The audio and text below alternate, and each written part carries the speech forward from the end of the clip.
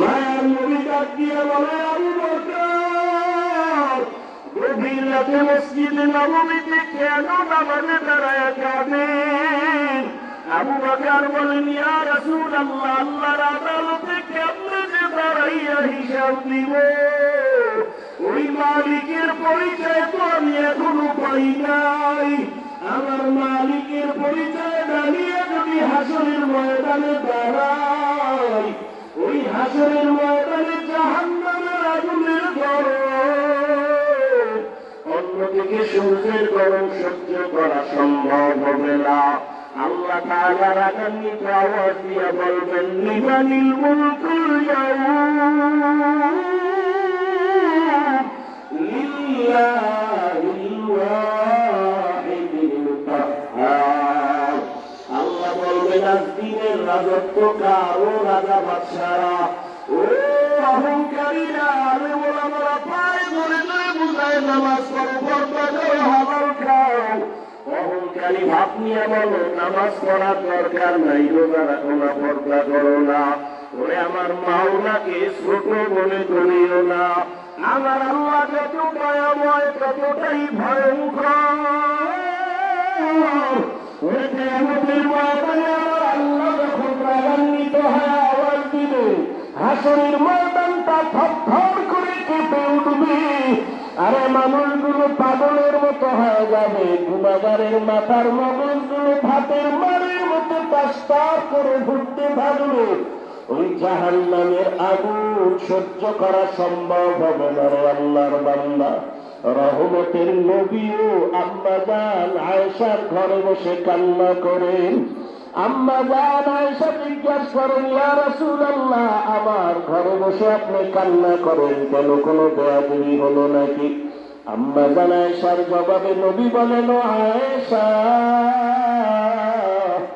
আমি মাঝে মাঝে বেশি কান্না করি দুইটা কথা যখন আমার মনে হয়। এক নম্বরে, আয়েশা, আমার জীবন ছিল একটা দুঃখের সময়ের জীবন। তুমি তখন দুনিয়ায় ছিলা না রে আয়েশা। এমন একটা সময় ছিল দুনিয়াতে আসি আমি বাবা বলে ডাক দিতে পারি নাই। 6 বছরে আমি আপা হারাইয়া বড় ইয়তীম। তাই ভুল ময়দানে আমাকে পাথর মেরে রক্ত ঝরায়। ওরে আমার তখন ভালো কেউ নাই, আমার আপনজনেরা দুশ্মন পথে কাটা দেয়। আমাকে মারার জন্য কত ষড়যন্ত্র করলো। ওই সময় আমার কেউ নাই। ওই সময় আমার একজন আপন সঙ্গিনী ছিল খাদিজা, আরবের বড় ধনী, সব সম্পদ আমাকে দান করে দিয়েছিল।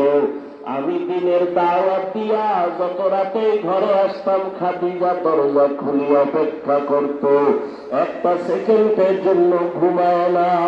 ওই খাদিজার কথা যখন আমার মনে পড়ে, আমি চোখের পানি ধরে রাখতে পারি না।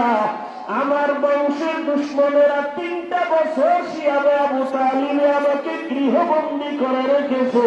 পানি দেয় না, খানা দেয় না। আমি মোহাম্মদ গাছের পাতা চাবাইয়া চাবাইয়া খাইয়া পেটের ক্ষুধা নিবারণ করে, আমার খানা নাই, পাতা চাবা চাবা খাই।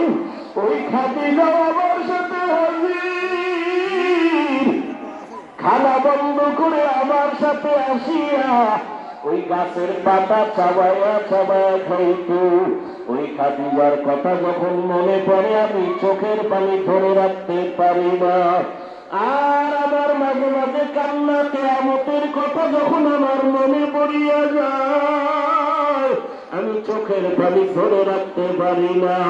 কিয়ামতের ময়দান এত ভয়ঙ্কর হবে, ওই ময়দানটা নারী আর পুরুষ সব উলঙ্গ দাঁড়াবে। আমার আল্লাহর আদালত বড় গরম হয়ে যাবে।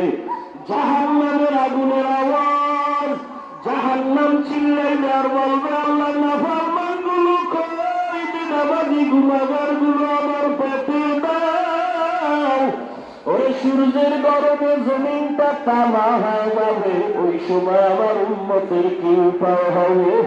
সমস্ত নবীরা কাঁদবেন তাদের নিজের জন্য, উম্মতের